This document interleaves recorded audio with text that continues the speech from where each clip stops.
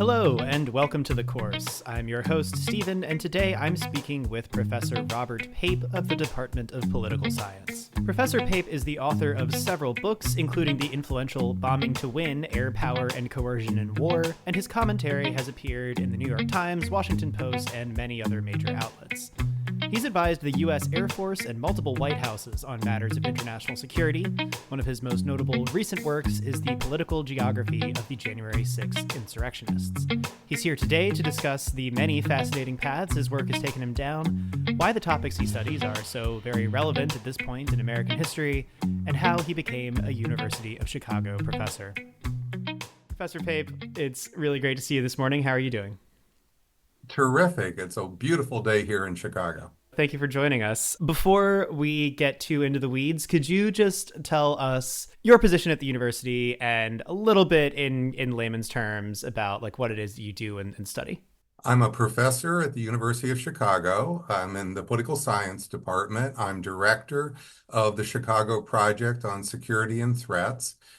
I study political violence. I study it in multiple different ways.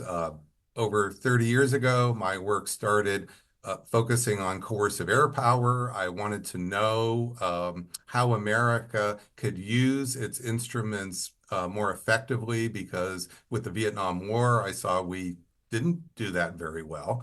And so I studied all the cases of air power in history. And then over time, because I started to study how air power impacted societies, I started to see backlash effects. And then that led me into studying different responses to air power. And one of those was terrorism. And after 9/11, I ended up going very strongly into the field of international terrorism, studying suicide attacks, suicide terrorism, multiple books on that subject. And then as time went on, I have studied now American political violence, especially in the last 5 years. I've focused on American political violence, whether it comes from the right or the left. That's a fascinating range of topics there, and obviously, somewhat unfortunately, there's plenty of bearing on current events. So I do want to get to some of that, but first, as we like to do on the show, I want to go quite far back. I mean, we typically ask people if they imagine themselves doing this kind of thing when they were kids, or if not, what they did think they would do. Did any of this stuff interest you as a kid, or what did you think the future might hold when you were maybe in high school looking towards college? When I was in high school, I never played war games, so I wasn't studying military affairs. I wasn't studying security. I was in a college preparatory high school, so I thought I was going to college. I was on the debate team, so I debated various issues of the day. I thought actually I was going to go into become an international interpreter. I thought I might work for the UN. That happened because I spent my junior year between junior and senior year in Germany, West Germany at the time, living with a German family and spoke German with them that whole summer. And I came back loving the language. I came back loving the people. And that's where I thought I was heading as I went into college. And then when I went to college, the University of Pittsburgh, I ended up going on the first university trip by any college in the United States to China, that is mainland China. This happened in the summer of 1979. I found out about it by luck that this trip was happening. There were 30 professors, mostly economists, going on this trip, 3 or 4 graduate students. And then when I found out, I asked, well, are there any undergraduates going? And I was told no. So I wrote a letter to the chancellor of the University of Pittsburgh telling him what a brilliant idea it was to have this trip and how sad it was there were no undergraduates going on this trip. And to my surprise, actually, I didn't really think much would come of that. He came back and said, how would I like a free, all expenses paid trip for 5 weeks to China? And that was a tremendous opportunity, not just going to China. We spent 5 weeks touring economic enterprises. This was textile mills, steel factories. This is 1979, so China had not yet gone through its economic revolution that we know of China today. And also spend just hours and hours and hours with all of those professors, discussing and arguing about all kinds of things as you would do on a trip when you're just basically with that group for 5 weeks. And it was just a tremendous change in my trajectory. And then I came back wanting to go into the Foreign Service. And then after a few years, I decided I wanted to get a PhD before I went into the Foreign Service. That led me to go to the University of Chicago to get a PhD, which I did. I focused on air power because I wanted to know how we could lose the Vietnam War with all these great assets and instruments and how we could make so many bad decisions in the Vietnam War. After all, if I'm going in the Foreign Service, I thought I should learn something about the biggest disaster that we had had at that up until that point. And during the Cold War. And lo and behold, the Cold War ends, and lo and behold, right after that, the first Gulf War happens, which is an all air power war. And so who would know that here I am 30 years old and I am front and center in all of the media, all of the discussions about air strategy, because we didn't really have much in the way of a stock of air strategists. And the military generals we see on television and on the airwaves today did not go on the air at that point in time. So here I found myself thrust into this national discussion.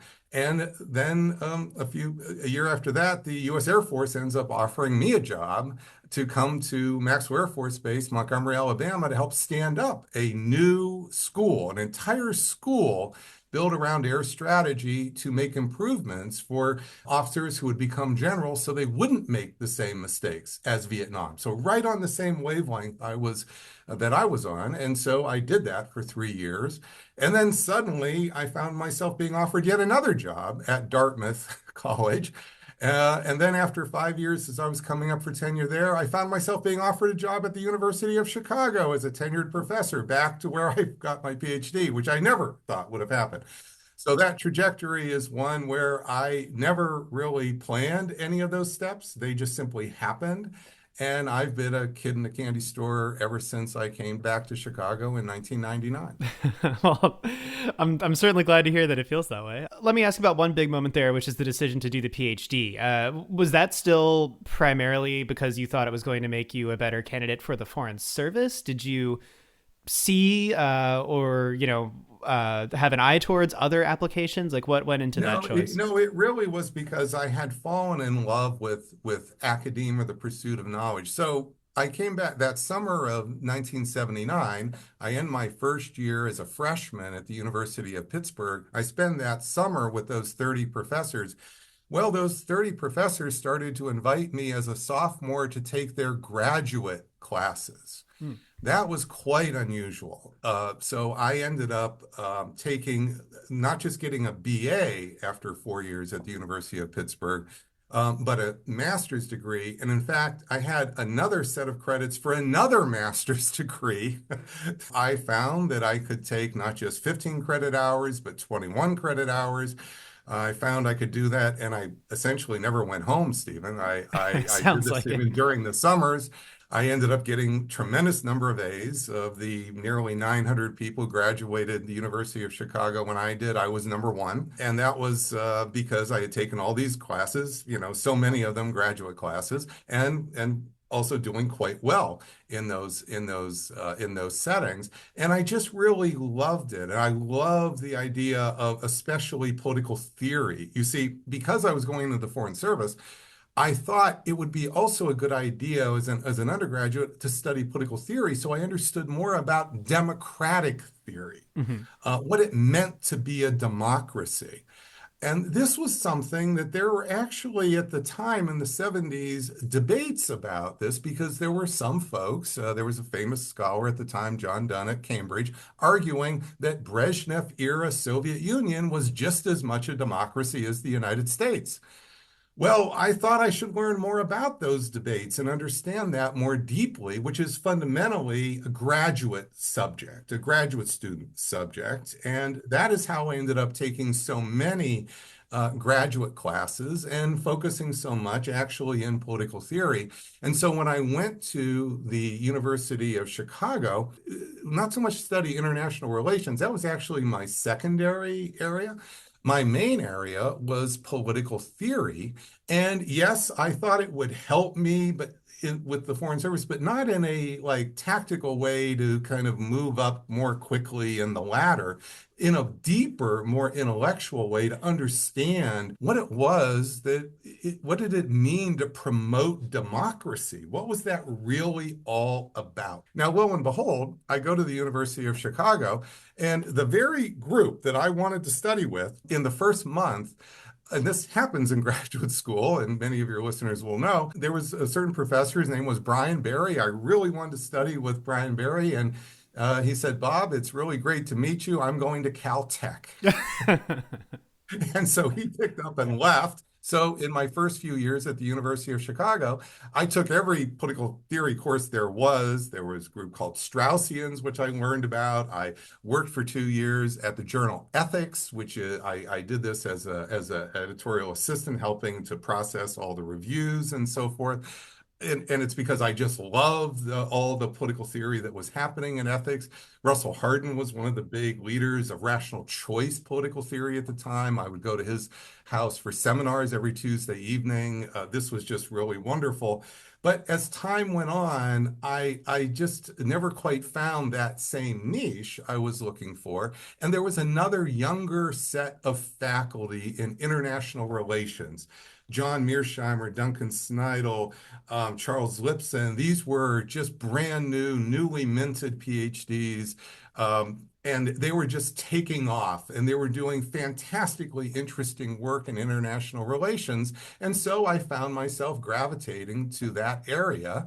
And that is how I ended up choosing my topic on air power, because you see, the air power topic allowed me to meld the moral issues about the use of air power from Waltzer's Just and Unjust War, this sort of moral approach to bombing, so to speak, with strategic approaches from Thomas Schelling. And that was essentially a bridge intellectually in my work. So I entered this study of air power from both a moral lens and a strategic lens, and not with any real depth of background in operations and so forth. I had to learn all that over time.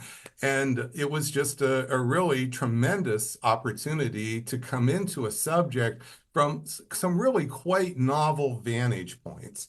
That's something that happened with suicide terrorism. I believe it's also happening now with my work on American political violence, but it's not something I ever started out as. I never consciously did this as a strategy or a plan. I followed my passions. I followed a vague trajectory. And then the truth is, I just never got around to going into the Foreign Service. And I'm pretty sure I've kind of aged out of that at this point. Hey, don't say that. You never know. I think You they'd be never lucky to know. have you. You never know. I'm really curious about this job with the Air Force. I don't think anyone Mhm. else on the show has had a similar experience like that. I'm curious how you think that impacted the rest of your career. I mean, like, what did that role look like? And So I, yeah. I was at the University of Michigan as a postdoc. That's where I was for 3 years. And then when I was there, the first Gulf War happened, and right in the midst of it, literally February '91, as our Air Force is bombing Baghdad, I got this call from an Air Force major at the time. His name was Mark Clodfelder. He gets promoted later on, but he wrote a study of Vietnam that I knew from my dissertation. So I didn't never met the man before, but I knew who he was. And he called me and he asked me if I would consider coming down to Maxwell Air Force Base for this job.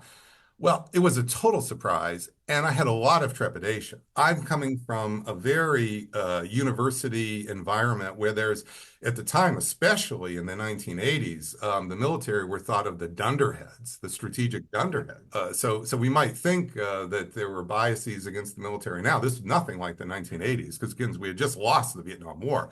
So this was, I had a lot of trepidation, but I decided, well, I'll just go down for the interview. And I go down for the interview. And I was stunned during this 2 days that they took the ideas I had in my dissertation, hadn't published the book yet, so seriously. And they were so focused on whether not not the issues of I was a true civilian, no military background, coming into a true military environment. They really wanted to know whether there was something they could learn from that. And so I came back and I thought, my goodness, I think I'm going to give this a try. It may not work. This all may have been a mirage. But then I go for 3 years, and every day, all those majors and lieutenant colonels wanted to do, and these were the best pilots in the Air Force who had just been bombing Baghdad. They knew how to put bombs on targets. My work on air power is not how to put a bomb on a target. It's about what happens strategically when you threaten and bomb targets. What happens to societies? What happens to target governments? What happens to the military? And no matter how many times you put a bomb on a target, that's not something you learn as a pilot. That's just not what happens. This is the core debates, though, are about with air power at the level of 3 and 4 star generals, at the level of the president, at the level of the National Security Council. Well, all they wanted to do was argue with me every single day about my arguments. And I was telling them point blank that they were doing things completely counterproductive strategically. So there was so much focus at the time on killing leaders. Leadership decapitation is the new way to win wars. And I was showing them powerful logic and evidence that this was not working out. And they took me seriously. And this was a surprise, a very big surprise. And then, lo and behold, I found myself in arguments in the basement of the Pentagon about what targets we should be picking for to end the Bosnian Civil War. And there were lots of folks who wanted to end the Bosnian Civil War. The Bosnian Civil War was raging from 92 to 95. Lots of ideas here from liberals, conservatives, and nothing was working.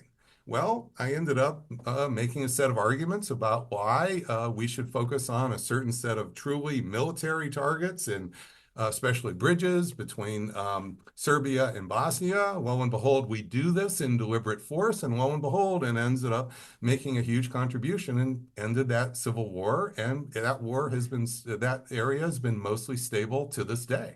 So that went all the way up to the Chief of Staff of the Air Force. This was quite, I ended up briefing at the time Speaker of the House Newt Gingrich.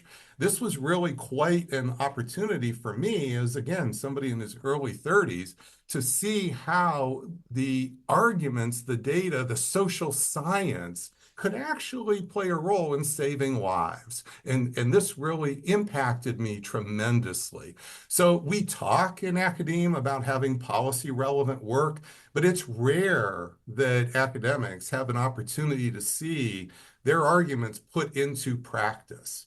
And sometimes when that happens, it doesn't work out so well. To be honest, there are cases of academics where it doesn't work out so well. My situation, I found actually the engagement with the policymakers quite valuable. I paid attention to the criticisms they would have. I would go back and I would try to think them through. Sometimes make tiny adjustments, not really very much usually, but I took seriously that the goal here was to use social science to save lives.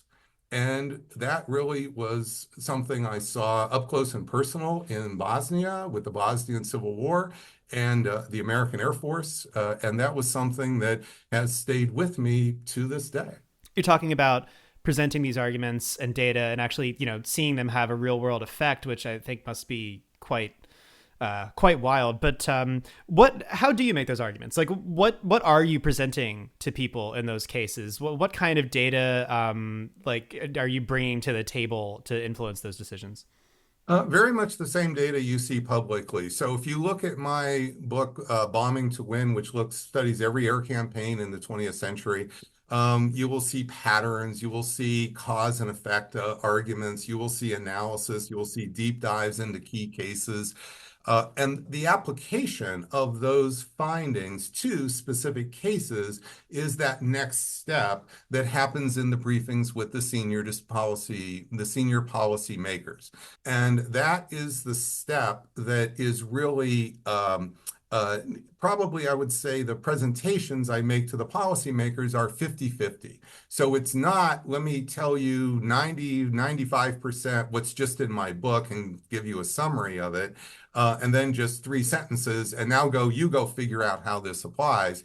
there's a second step to what this looks like. In the case of Bosnia, I published with John Mearsheimer. We co-authored a piece in the New Republic in the summer of '93 called The Answer. And that's not quite the most humble title, but it has extensive map analysis and extensive discussion of what to do with air power. And that was my contribution to that piece. And so if you want to know, what am I presenting to those senior policymakers? It's the underlying foundation of why you should find my application, my analysis of the current case credible. That's coming from the social science. And then the detailed application to the current case. And in this case, I published it in the New Republic, and that was what we were discussing. And then with the policymakers, there will be questions, there will be issues, there will be follow-up, and sometimes quite intense debate, more intense than many academics are used to. So I have been in intense discussions of my work, let's say on when we shift to suicide terrorism, with some of our great Nobel Prize winning economists here at the University of Chicago. I was through that multiple times with Gary Becker and came out of it. I have to tell you, I was quite proud to come out. You almost get a Purple Heart when you do that. But this was, I would say, nothing compared to the debates in the White House and debates with this is just stage one. When you're really talking about decision makers taking your arguments or not, and then their careers will rise and fall based on this, their people will die or not based on this. All of those discussions get a lot more intense and they're serious. And they're not happening in with the cameras on. So you are often seeing here the actual intellectual discussions. And I've seen that now multiple times. And I've seen it across administrations. I've seen this in Republican administrations and Democratic administrations. And it's surprisingly similar because they're making serious decisions. The reason I'm in the room typically is because things are not working out. If things were already so great, they wouldn't really need my advice or my discussions. You see what I mean? I'm usually there because all those other strategies aren't working and they're searching for a way out of this mess or this problem. It's really intense. Once with the Bush administration in September 2005, I was called by our Deputy Secretary of Defense, and I was asked, just come to Washington. We have some questions for you. So I just came. I have no idea. I get there, and here I'm in a room with 25 analysts from CIA and DIA. These are the top intelligence people in our country on terrorism. And Eglin, Deputy Secretary of Defense Eglin, said, Professor Pape, we're here today because the National Security Council tomorrow is going to decide whether to send an army to a country in Africa. And they want to know how good is your data on whether military presence triggers suicide attacks. And for 3 hours, they went through my work, and I'm telling you, they came in at 5,000 feet, 10,000 feet, 50,000 feet. That was like a swarm here, no breaks for 3 hours. And that was very intense. And that army never was sent to that African country. This is what it means to have really independent advice outside of the Beltway and outside of the parties. That's fascinating. And yeah, kind of a role that academics play that we don't often see or hear about. I'm sure listeners will understand why you have been focused more on the situation in the US lately, but I'd love to just hear a little bit about your recent research. So my shift to American political violence starts in March 2020, right when the pandemic lockdowns began, and it's before there's any uptick in political violence in the United States. The reason I shifted is because, like many people, I saw that the government was fumbling. There would be mass deaths, and 1 million dead due to COVID in the United States is mass deaths. However, because of my work on political violence, I worried that because the federal government was fumbling so much, this could lead to deep insecurity and deepening cleavages in the United States, which could lead to uptick and a surge in political violence like we hadn't seen before, at least not since the 1960s. Well, then, as I started to study historical cases of this, the George Floyd protests took off, and 10%, 7 to 10% of them were riots. That is the largest political violence that we had seen in the United States since the 1960s. And so I did big study of that. And then, just as I'm trying to kind of develop a publishable piece out of that, January 6th occurs, which is another even more further escalation of political violence, even more serious because it affects the transition from one president to another. Again, this is not something we had seen really in our history domestically ever. This is really quite a serious, the most serious challenge to our democracy. And so what that did is it really fundamentally shifted those events, all those events together fundamentally shifted my trajectory. And so that's why I ended up publishing, doing a number of very detailed studies of every individual who was arrested for storming the Capitol on January 6th. So it's very important findings. And then also national surveys of support for political violence in the United States, which led to rather, dramatic findings about just how serious of a predicament we are in. This was our 12th national survey of political violence in the United States. We found that 10% of American adults, that's the equivalent of over 25 million American adults, support the use of force to prevent Donald Trump from becoming president. 7% of American adults support the use of force to restore Trump to becoming the president. Well, that environment helps to explain a lot how you could end up with assassination attempt against Donald Trump. And also the overall trajectory of what we have been experiencing for the last 3 years with the riots during the George Floyd protests from the left, the January 6th, which is from the right, then the campus unrest again coming from the left. What you are witnessing, and a whole string of lone wolf attacks, attacking congressmen from both the right and the left, judges, Supreme Court justices. What you are seeing is the rise of an era I call violent populism in the United States. And we are now heading into an election which will be the most consequential election, not just in our lifetimes up to this point, but for the future of the United States for decades to come. And no surprise, it is also likely to become the most dangerous election in our lifetimes. That leads us to, right where we are today, and also to some of your sort of immediate future plans, which I wanted to ask about. What is interesting or maybe worrying you? I mean, like, where are you looking, and what are you most interested in seeing as this current election unfolds? And also, could you just tell us briefly about this lecture series that you're a part of, which I know has to do with the election? So just in the next few weeks, and it could even be in the next week, Foreign Affairs is going to publish a large piece by me that will explain not just the rise of violent populism in the United States, but the overarching dynamics that I think are fueling it. And this piece is going to explain that what we are seeing is not simply the product of polarization and gerrymandering, not simply the product of social media algorithms run amok, and not even simply the product of a single individual, Donald Trump, although, of course, he plays a pretty powerful role here. What we are seeing is that we are seeing a transition in the United States from a white majority democracy to a genuinely multiracial democracy.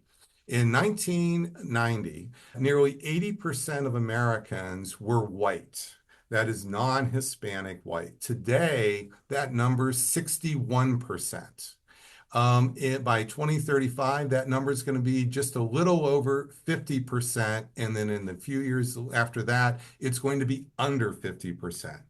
This dynamic of demographic and social change is profound. It's having major effects on our politics. I believe it accounts for the rise of Donald Trump in the first place. It accounts for then the reaction by the left to the rise of Donald Trump, because you see, what we have is a large part of the country wants to stop and possibly even reverse this transition so that we remain a white majority democracy. Another large part of the country wants to continue and possibly accelerate the transition to a genuinely multiracial democracy with whites as a minority. Well, this is really quite consequential for our politics, and you are seeing that it's having major effects on our parties. The Republican Party is becoming more and more and more the party of going back or making America, as they say, great again, which a lot of the supporters understand as preventing the shift to a multicultural America. You're seeing that the Democratic Party, especially the youth in the Democratic Party, are shifting more and more to a multicultural or progressive understanding of democracy. And these are the underlying dynamics which are helping to explain why we have now millions of Americans on both the right and the left willing to support violence if politics doesn't go their way. And as we go forward, we have to expect that this transition to a genuinely multiracial democracy with whites as a minority, this is probably going to go on for another 10 years. And that means that we are not simply in a period where this will all be over on November 5th. November 5th is likely going to be a flashpoint, a very important period of time. The period after November 5th will be extremely important. But in the coming years, this general shift, this transition, this is not going away. In fact, I don't believe it's possible to stop this transition. Therefore, the contentious nature or what I call the era of violent populism is likely to continue for years. Okay, well, on that cheery note, no, that's a really interesting set of points you raised there. And yeah, a whole lot to digest. I look forward to the article. Could you just tell us briefly about the upcoming presidential election series? The Hong Kong Center at the University of Chicago asked me to organize this very important series on the US presidential election. And so I'm the main organizer. And I'll also be speaking. So we have 4 lectures. I will be giving a lecture in September on the era of violent populism, unpacking and then also being able to field questions from probably thousands of folks in Asia over Zoom on this. We can do this with quite large audiences. And then in October, we have 2 other lectures. These are going to be with some of the most fantastic young professors in our political science department in international and American politics. So we're going to have Paul Post and Robert Galati. These are professors of international security and international economics. They are going to talk about the impact, the potential impact of the presidential election on alliances, especially in Asia, and international economic policy, say tariffs, especially in Asia. And then we're going to have another lecture later in October where we're going to have two of our great young American political scientists study American politics. We're going to have Molly Offer Westorf, who has done fantastic work on disinformation. And she has just, in fact, won this great award by the Carnegie Corporation in New York that's given to just a handful of scholars around the country. So truly a very prestigious award to study this problem of disinformation. And she's going to share her thoughts with us. And then also Ruth Block Rubin is going to, who's one of the leaders in studying American political parties, is going to talk about the consequences of this election for our party system in the United States. And keep in mind, whoever wins will be very happy, but the losers in this case, the parties could actually become quite unstable at losing in this situation. And so Ruth will be offering us her thoughts there. And then in December, after the election, we're going to come back, all of us as a group, for a roundtable in early December, and we're going to see what are our thoughts now that the election has actually occurred. Did we have we changed our minds? Did we get some things wrong? What do we think now that we actually see reality, not just simply the possibility of the election?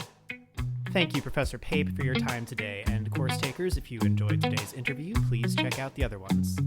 Leave us a comment, subscribe, follow, and share this episode with your friends and family. You can find out more about the University of Chicago through uchicago.edu or the university's campus in Hong Kong through uchicago.hk. Stay tuned for more, and thanks for listening.